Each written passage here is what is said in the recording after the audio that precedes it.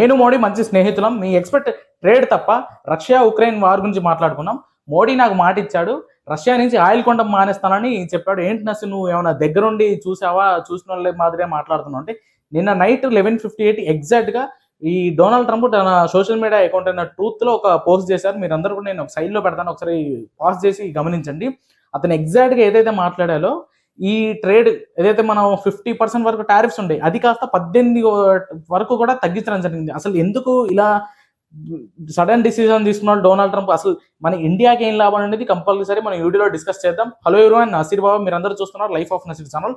And గతంలో భారతీయ వస్తువులపై 50% వరకు టారిఫ్స్ ఉండే, ఒక 25% మాత్రం ట్రేడ్ గురించి, ఒక 25% మాత్రం మీద అంటే ఈగోయిస్టిక్ పాత్ర. అంటే డొనాల్డ్ ట్రంప్ మీ అందరికి తెలిసిన విధంగానే ఈగోయిస్టిక్ మనిషి. ఏదైతే మనం రష్యా నుంచి ఆయిల్ని కొనుగోలు చేస్తున్నామనే కోపంతో ఒక 25% కూడా ఎక్కువగా టారిఫ్ విధించినాడు. అది కాస్త తగ్గించి ఆ 50% ఉన్న టారిఫ్ కాస్త ఇప్పుడు తను తన సోషల్ మీడియా అకౌంట్లో పోస్ట్ చేసిన ద్వారా 18% వరకు టారిఫ్ విధించడం జరిగింది.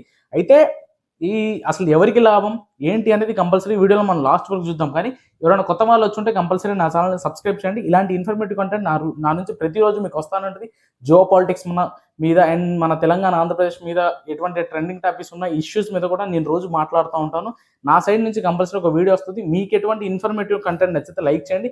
అసలు మీకు ఎలాంటి కంటెంట్ కావాలో కంపల్సరీ కామెంట్ బాక్స్లో కామెంట్ చేయండి. ఈ వీడియో నచ్చితే కనుక మీ ఫ్రెండ్స్ అందరికీ షేర్ చేయండి. అసలు అమెరికా ఏదైతే ఉత్పత్తుల్ని మన ఇండియాలో సేల్ చేసుకుంటాం, అక్కడ సేల్ చేయడం ద్వారా అక్కడ వస్తువులు అక్కడ పీపుల్స్ కొనేటప్పుడు 50% వరకు టారిఫ్ విధించడం వల్ల మన రైతులకి మనకి ఇక్కడ నుంచి పంపించే వస్తువుల మీద టారిఫ్స్ ఎక్కువ ఉండడం వల్ల మనకి లాభాలు తగ్గిపోయినాయి. ఏదైతే దీనికి ప్రతిఫలంగా భారతదేశం అమెరికా ఒక $500 బిలియన్ ఏదైతే ఇంధనం, టెక్నాలజీ, వ్యవసాయ ఉత్పత్తులపై ఒక అగ్రిమెంట్ చేసుకుంది.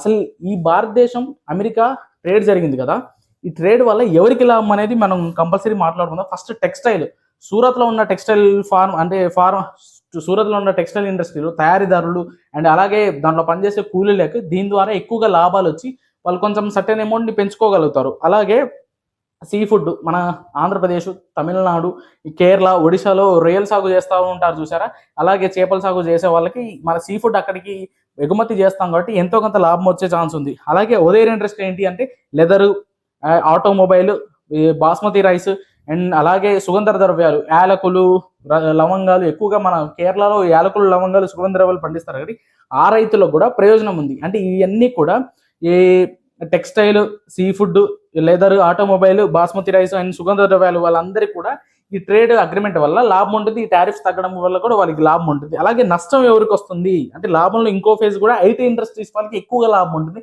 నష్టం ఎవరికి వస్తుంది అంటే, మన భారతదేశ మార్కెట్ అమెరికాకి ఓపెన్ చేసింది అంటే మన ఆహ్వానించాం, ఇంకా రాండి అంటే వేటిలో మన అమెరికా వాళ్ళు మన దగ్గర ఇన్వెస్ట్ చేస్తారంటే వాళ్ళు మన దగ్గర ఉన్న సోయా, మొక్కజొన్న, అలాగే డైరీ మిల్క్, ముఖ్యంగా పాల మీద ఇన్వెస్ట్ చేస్తూ ఉన్నారు. అలాగే దీని ద్వారా వాళ్ళు ఏదైతే మన వ్యవసాయ ఉత్పత్తుల మీద ఇన్వెస్ట్ చేస్తాం, అది వాళ్ళు వచ్చి మన మార్కెట్లో సేల్ చేసుకుంటున్నారో కంపల్సరీ మన ఇండియాలో ఉన్న ఫార్మర్స్ అందరికీ కూడా ఎంతో కొంత నష్టం ఉంటుంది. అయితే వీటంతటికి కారణం ఏంటి అంటే, రష్యా మీద ఒత్తిడి తీసుకొస్తే ఉక్రెయిన్ యుద్ధం ఆగిపోతుందని ట్రంప్ యొక్క ఆలోచన. కానీ ఇంకోటి ఏంటి, మనం కంపల్సరీ ఈ ఒత్తిడి తీసుకొని వస్తే ఈ టారిఫ్స్ తగ్గించడం వల్ల మనం భారతదేశం నుంచి అంటే ఏదైతే రష్యా నుంచి మనం ఆయిల్ కొనుగోలు చేస్తాం అనే ఒక మాట అతనికి ఇచ్చామంట. కానీ ఇప్పుడు రష్యా అయితే ఏమని క్లెయిమ్ చేసుకుంటుందంటే, మాకు ఇండియాతోని ఈ ఆపుతామని వాళ్ళైతే ఏం చెప్పలేదు.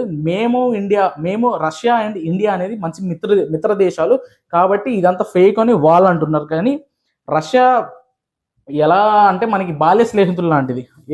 చిన్నప్పటి నుంచి మన స్నేహం ఎలా ఉంటుందంటే, బాల్య స్నేహితులు, చిన్ననాటి స్నేహితులు ఎలా ఉంటామో బాల్య స్నేహితులు లాంటి మిత్ర దేశం లాంటిది. ఈ అమెరికా ఎలాంటిది అంటే ఒక 20-30 ఇయర్స్ మనం మ్యారేజ్ చేసుకుంటే మన వైఫ్ వస్తుంది కదా, ఈ వైఫ్ ఇటు మన చిన్ననాటి స్నేహితుడు, వీళ్ళిద్దరిని కూడా మనం బ్యాలెన్స్ చేస్తే 2030 కల్లా మన ట్రేడ్ అంటే మన వ్యాపార వాణిజ్యాలు అనేది ఎక్కువ గ్రోత్ అవుతాయి. అలాగే ఇండియా అనేది ఒక సూపర్ఫుల్ కంట్రీగా ఎదగడానికి ఛాన్స్ ఉంటుంది. మీ అందరికి కూడా 50% నుంచి ఉన్న టారిఫ్ 18% టారిఫ్ తీసుకెళ్ళడానికి గల కారణం ఏంటి అండ్ రష్యా ఈ ఉద్యమం ఆపడానికి ఒకటి ఇంపార్టెన్స్ ఇక్కడ ఇచ్చినాడు. అలాగే మీ అందరికి కూడా చెప్పేది ఏంటి అంటే, మీకు ఫస్ట్ చెప్తున్నా కదా, బాల్యమిత్రుడు ఇక్కడ వైఫ్, మనందరికి మన ఇండియా అనేది ఒక బ్యాలెన్స్డ్ కంట్రీ, అందరినీ బ్యాలెన్స్ చేస్తూ ఉంటుంది. గ్రోత్ అనేది కంపల్సరీ ఉంటుంది. లాభాలు నష్టాలు అనేవి మార్కెట్లో ఎక్కువగా ఉంటాయి కాబట్టి వీటన్నిటి దృష్టిలో పెట్టుకొని మన మోడీ గారు కూడా ఎంతో కొంత సపోర్ట్ చేస్తా ఉన్నాడు. ఇది మాత్రం గుడ్ ఇనిషియేటివ్ అబ్బా, నేను అనుకునే కాబట్టి గుడ్ ఇనిషియేటివ్.